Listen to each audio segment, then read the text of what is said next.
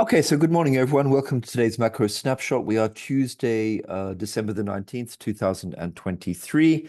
Just another few trading days. So obviously, guys, the big news overnight was the Bank of Japan meeting. Not a huge amount happening elsewhere in markets, or maybe the oil market. And let's just have a quick look here at the Japanese government bonds, so like the 10-year. So what we're showing here is the 10-year yield. And as you can see, this is a 1-minute chart. And you can see here, boom, it had been coming down in sympathy with generally sort of global yields over the last few days. But you can see here when the Bank of Japan decisions came out, that basically the yield dropped from more about 69 basis points.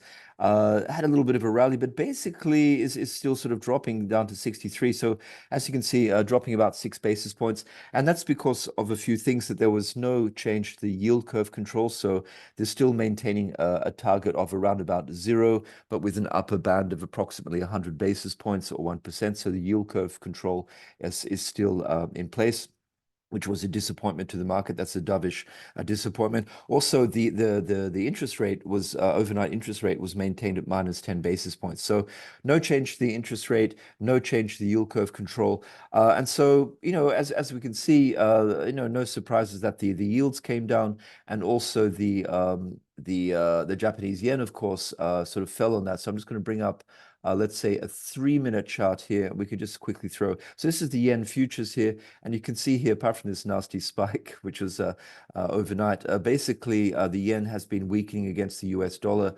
Hold on, let me just go back where it has been since the decision, so no surprises there. However, what I think is important to note is that in the press conference, and I have a couple of quotes here from Ueda in the press conference, I think he was clearly trying to communicate to the market that although they hadn't made any, sort of explicit changes to yield curve control, and they didn't hike, that was sort of gently going towards a sort of a change in policy. He said, and this is a quote, that the chances for hitting 2% inflation target are rising. Okay, great. And that quote, they're steadily moving towards achieving a stable 2% inflation, steadily moving towards achieving a stable 2% inflation. So the general tone of the press conference was that, things are moving slowly in the direction which would allow them for normalization. So really the question now is sort of what happens next. And if we just go through the next few meetings at the Bank of Japan, and just while I sort of have a quick look at that, let's just have just a sort of a quick look here, as I said, just at the what the market's pricing in. So if we just go on the probabilities here, put it onto the Japanese one, we can see that the market here, if you look, we have the January, March, and April meetings. You can see what's priced in here. So it's looking around towards sort of April, 85% chance of a 10% sort of hike. Pretty pretty hawkish. But that in Japanese terms would be a seismic sort of shift. But why wouldn't they do it earlier? I mean, basically, maybe in January they could sort of scrap yield curve control because there's no new economic data there. So it would be unusual for them to sort of hike just in the absence of no new data.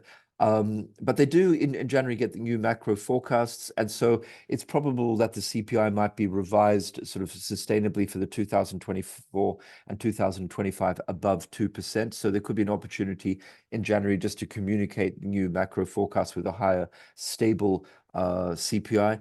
And the other issue as well is that we can assume that, if US Treasury yields stay where they are at the moment, which is, pretty low, that would probably keep the JGB reference rate below 1%, the 1% sort of band as well. So there's no particular pressure there on the Japanese government bonds, we assume, over the next sort of few weeks. March, of course, this meeting here, March was signaling just about a 52% chance of a hike. March in Japan end of March is the end of the fiscal year. And historically, they don't like to move. The Bank of Japan doesn't really like to move much in March because it'll be too disruptive for the end of the fiscal year.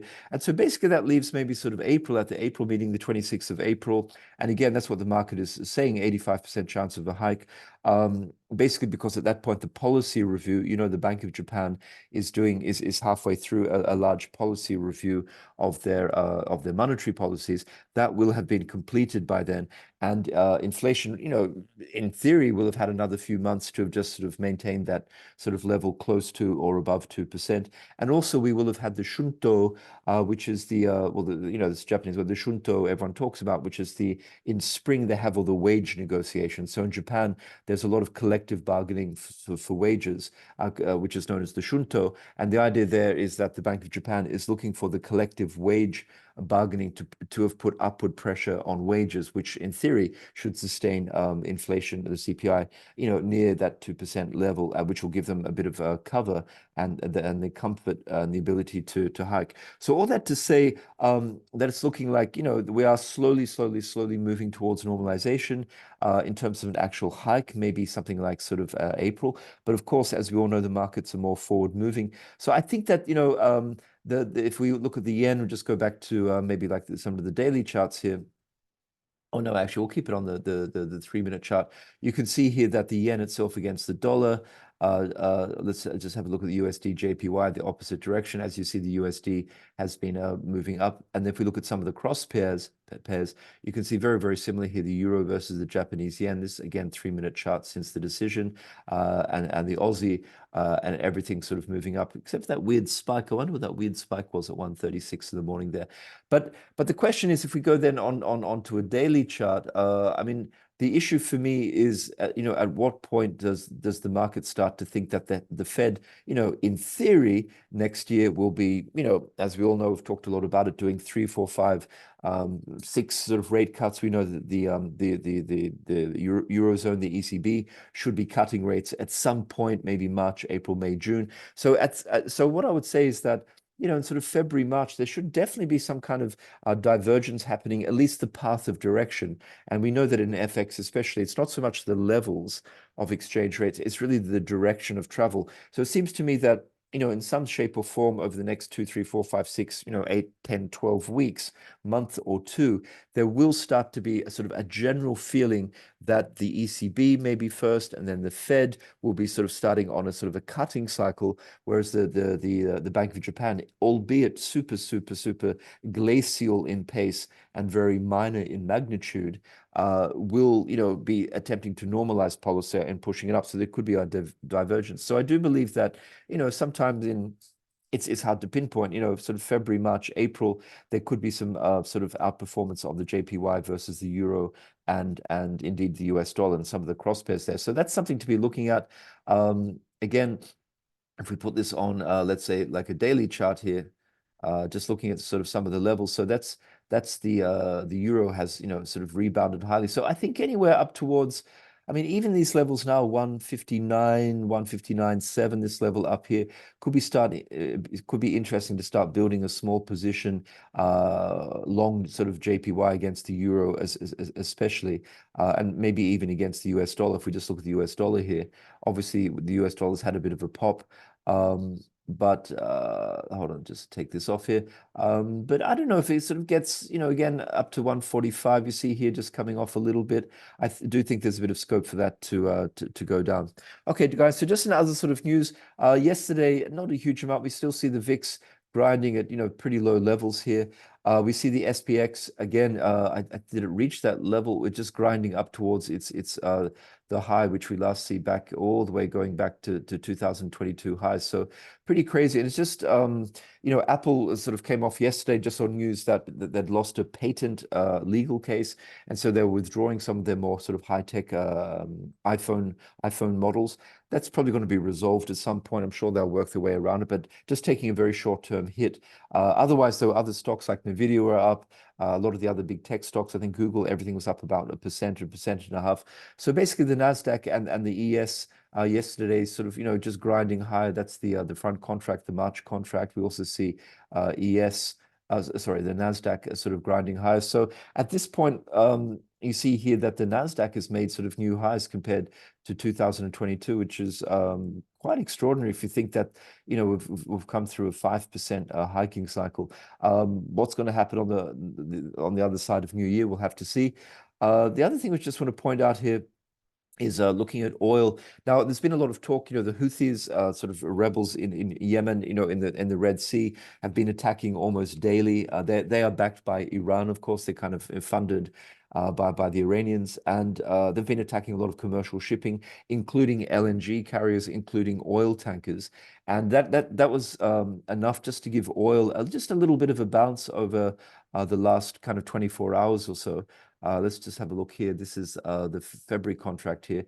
But you see here on this downtrend, it was rejected. So technically at this point, the question is that going to be very supportive for oil? I would say two things about the oil market at the moment. The fundamental situation has not really changed. However, there was massive, a very, very strong short position. If you look at the commitment of traders from last Friday afternoon, the speculators, the speculative market is the most short it's been for a long, long time. Very, very, very heavily short, including a lot of sort of recent, relatively weak shorts. If you look at the VWAP for that contract for that week, a lot of people were buying under the VWAP, which indicates that they had, pretty sort of quite a bad position, a week kind of short. So I think there's been quite a lot of long short covering is the point I'm trying to make here on this spike here. Is this a fundamental change, or is this simply short covering? And it looks, at least from the commitment of traders report, that the market there were a lot of people, who entered short down around these levels,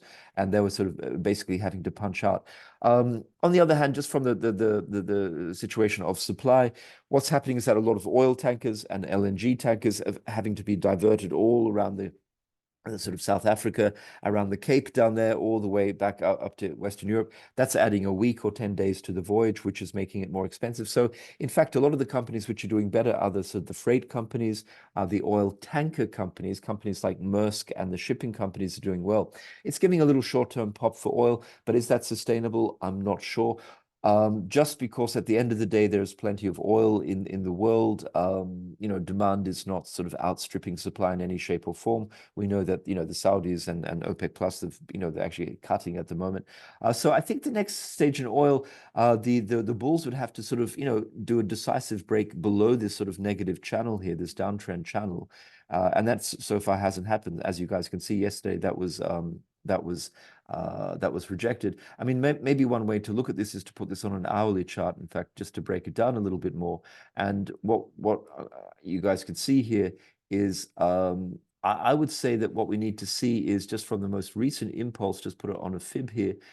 We need to see it being supported. Now, it was supported at the 38%, so that's a tiny bit of good news. Again, this is an hourly chart, but it would have to, sort of push out decisively above the downtrend, which is this gray line here, and then, of course, get below, above the recent highs, and then again above that bigger fib level there. So personally, I'm not going to get too excited about oil until it gets, well above the 75, which it may do, but we're not quite there. We're not quite there yet, because, as I say, we're going into a period of maybe less sort of volume.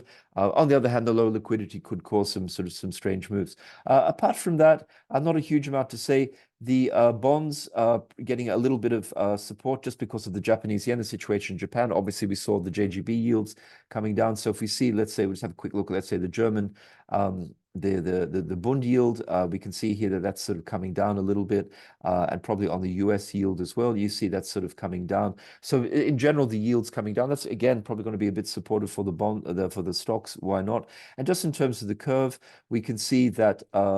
Let's actually have a look at the curve and just see if there's anything pretty stable. What I'm looking like, also because we have a position on this, is that this sort of bull flag, what I think is a bull flag on, let's say, the 230s, at this point is holding in there. I would prefer not to see that break, or if it breaks, not to see it go below this sort of 52 basis points, negative 52 basis points level.